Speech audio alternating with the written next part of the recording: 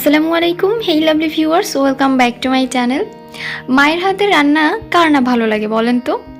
আজকে শেয়ার করব নতুন রাঁধুনি বা ব্যাচেলরদের জন্য খুব সহজে কোনো ঝামেলা ছাড়াই আর অল্প তেল দিয়ে আমার মায়ের হাতের স্পেশাল ডাল রান্না।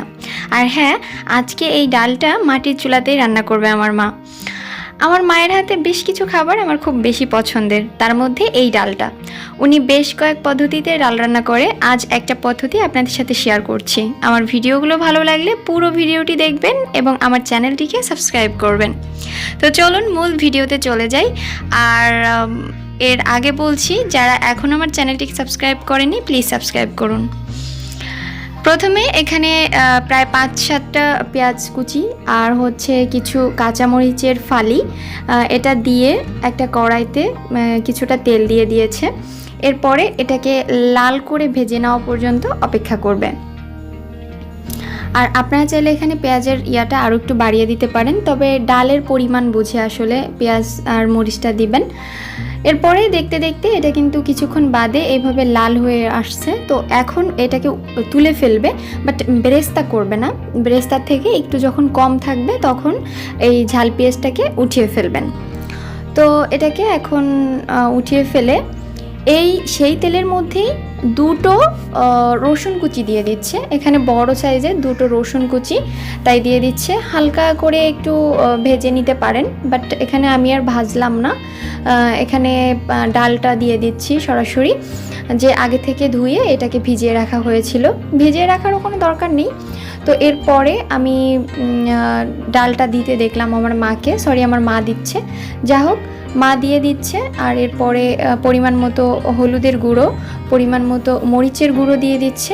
মরিচের গুঁড়োটা সামান্য দিচ্ছে, আর স্বাদ মতো লবণ দিয়ে দিচ্ছে।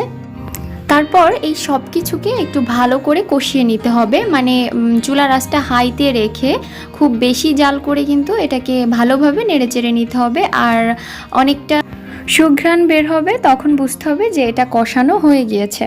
তো এ পর্যায়ে কিন্তু এই রসুন আর যে গুঁড়া মশলাগুলো ছিল, হলুদ, মরিচের গুঁড়ো, এগুলোর সাথে খুব ভালো করে কষিয়ে নিয়েছি লবণ দিয়ে।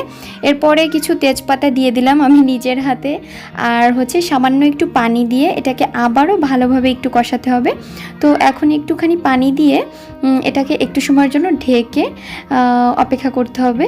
তো ঢেকে অপেক্ষা করেছিলাম, তো কিছুক্ষণ পর দেখতে ঠিক এরকম হয়েছে। এখন দেখতে ডালটা অনেকটা সিদ্ধ হয়ে গিয়েছে। এখন ফাইনালি এটা পানিটা টেনে গিয়ে ঠিক এরকম হয়েছে। এখন চাইলে আপনারা পুরোটা পানি টানিয়ে ফেলতে পারেন, তাতে কিন্তু অনেক বেশি মজার হবে। তো আমরা আর কিছুক্ষণ জাল করব, আর করার পরে এই পানিটা যখন আরেকটু শুকাবে তখন এর সাথে বাকি ফাইনালি যে পানিটা দিব ওইটা অ্যাড করব। তো অপেক্ষা করব কিছুক্ষণ, যাতে এই পানিটা পুরোপুরি টেনে যায়। তো এরপরে দেখতে ঠিক এরকম শুকনো হয়ে গিয়েছে।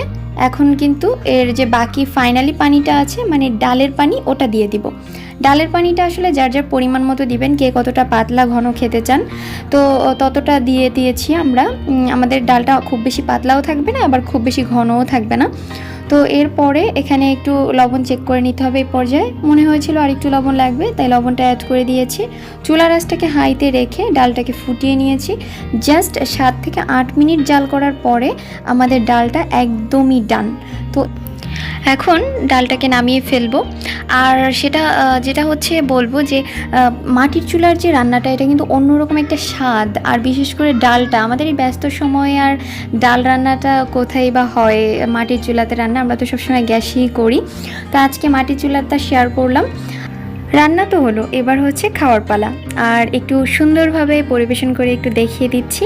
আপনারা চাইলে আপনাদের মনের মাধুরী মিশিয়ে পরিবেশন করতে পারেন। যে কোনো খাবারই একটু সুন্দরভাবে পরিবেশন করার চেষ্টা করবেন। আর অবশ্যই আমার রেসিপিগুলো কিন্তু বাসায় ট্রাই করবেন, আর আমাকে কমেন্ট করে জানাবেন। আপনাদের মূল্যবান কমেন্টের অপেক্ষায় থাকি আমি, সবসময় রিপ্লাই করার চেষ্টা করব। আর অবশ্যই আমার ছেলের জন্য দোয়া করবেন, আর আমার চ্যানেলটিকে ঘুরে আসবেন। যদি ভালো লাগে, আবারও বলছি, অবশ্যই সাবস্ক্রাইব করবেন আর লাইক বাটনে প্রেস করে দিবেন। কথা হবে অন্য কোনো এপিসোডে অন্য কোনো খাবারের সাথে। আল্লাহ হাফেজ।